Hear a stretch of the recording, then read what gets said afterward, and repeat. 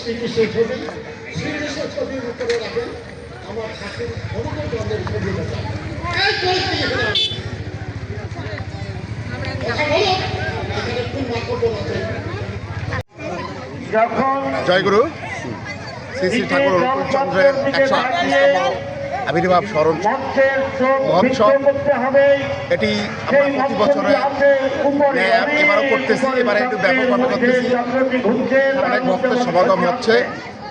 আমাদের যারা বিভিন্নভাবে আমাদের আর্থিকভাবে সহায়তা করেছেন, তারা যদি আরও ভবিষ্যতে আমাদের সহায়তা করে, আমরা এই অনুষ্ঠানটাকে আরও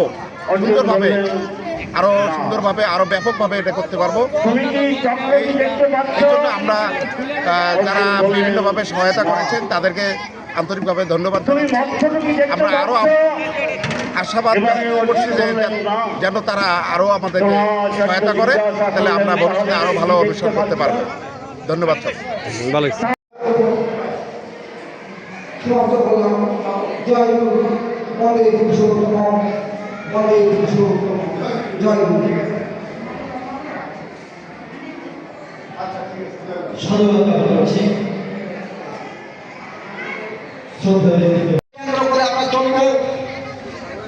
আমাদের পাশে নানাবিধ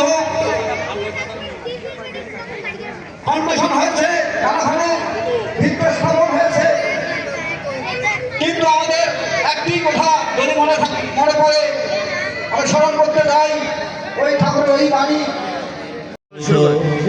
সুযোগ্য সাধারণ সম্পাদক মহোদয়, আসলে আমরা আজকে ঠাকুর অনুকূল চন্দ্র সৎসঙ্গ হিমায়তপুর পাবনার, এটা হচ্ছে জেলা শাখা সৎসঙ্গ মন্দির, কেন্দ্রীয় হিমায়তপুর সৎসঙ্গ পাবনার জেলা শ্রী মন্দিরের সুযোগ্য করলাম। ঋত্বিক সচিব মহোদয়, বিশেষ আলোচক, পাবনা আশ্রম থেকে অনেক ঋত্বিক মহোদয়রা আসছে।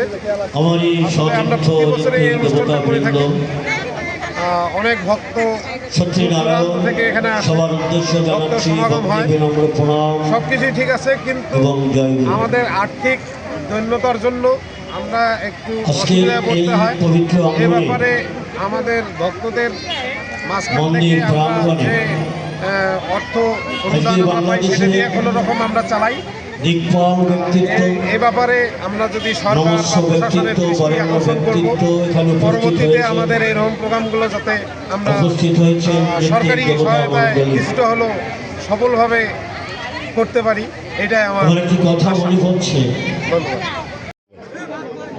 শ্রী শ্রী ঠাকুর অনুকূল চন্দ্রের সৎসঙ্গের ঠাকুরের একটি বাণী আছে যে বাঁচা পাড়া নিজুম হলো, পড়শি উচল হলো না, এতেও কিরে বলতে চাচ্ছি ধর্ম করিস বন্দনা।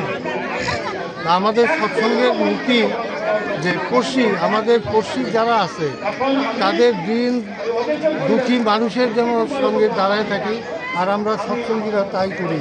বন্যা বর্ষা আকালে আমরা কেন্দ্রীয়ভাবে এই কাজ করে থাকি।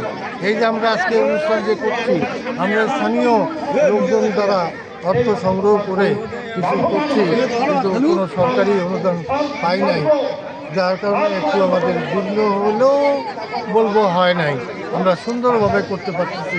আশা করি আপনাদের পরবর্তীতে কোনো অনুষ্ঠান করতে গেলে আপনারা সকলেরই সহানুভূতি পাব, এবং আমরা যে মানুষের মঙ্গলের জন্যে নিয়োজিত থাকতে পারি সেই প্রার্থনা করব, এই বলে আমি অনুকূল সৎসঙ্গ মন্দির বাড়ির দিকে লালমেহাট কর্তৃক আয়োজিত আজকের এই 137তম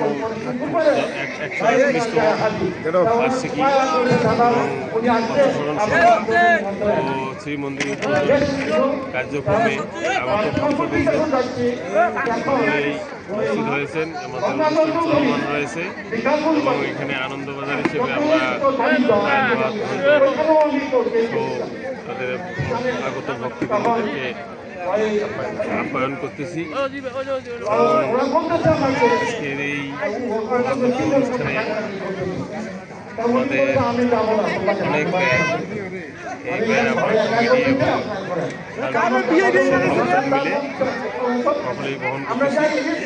আশা করি আগামী দিনে যদি সরকারি সহযোগিতা পাই তাহলে আমাদের এই অনুষ্ঠানকে আরও সাফল্যমণ্ডিত করতে পারবো। আমরা কমিটি করতে আজকের এই মন্দিরের বহু দূর দূরান্ত থেকে রাজারহাট, নীলফামারী, কুড়িগ্রাম, পঞ্চগড়, বিভিন্ন জেলা থেকে এবং স্থানীয় ভক্তবৃন্দ সমস্ত ভক্তবৃন্দ নিয়ে আজকের এই অনুষ্ঠান। আমরা সকলকেই ধন্যবাদ জানাই। এই বলে আমরা বক্তব্য শেষ করছি। আমাদের উপস্থিত কমিটির সব যখনই আমার সাক্ষাৎ হতো প্রাণটা ভরে উঠত। তিনি একজন গায়ক, সেই গীতিক নাট্যের মধ্য দিয়ে মানুষকে পরম দয়ালের আতুল চরণে স্মরণ মনন করে যেন তারা সার্থক হতে পারেন এই সঙ্গীতগুলিকে পরিবেশন করেন। কোথায় কাজে সঙ্গীতে সেই ব্যক্তিটি হলেন আমার প্রিয় মানুষ দ্বিজেন্দ্রলাল হালদার মহোদয়। অতঃপর এখানে আমাদের উত্তরবঙ্গ বলবো আমি, এই উত্তরবঙ্গ সৎসঙ্গের একটি স্মৃতিবাহী এই সৎসঙ্গ আশ্রম। দাদা বললেন যে 25 বছর আগে এইখানে ভিত্তি স্থাপন হয়েছিল। সেই মহাত্মা পুরুষ আজকে আমাদের মাঝে নেই। অতীন্দ্র কুমার মালাকার মহোদয়, তার জীবনী ইতিহাস বললে অনেক সময় লাগবে, তবুও তিনি বলেছিলেন, তার মুখের বাণী আমরা শুনেছি, তিনি বলেছিলেন, তাকে নাকি বলেছিলেন 1376 সালের 8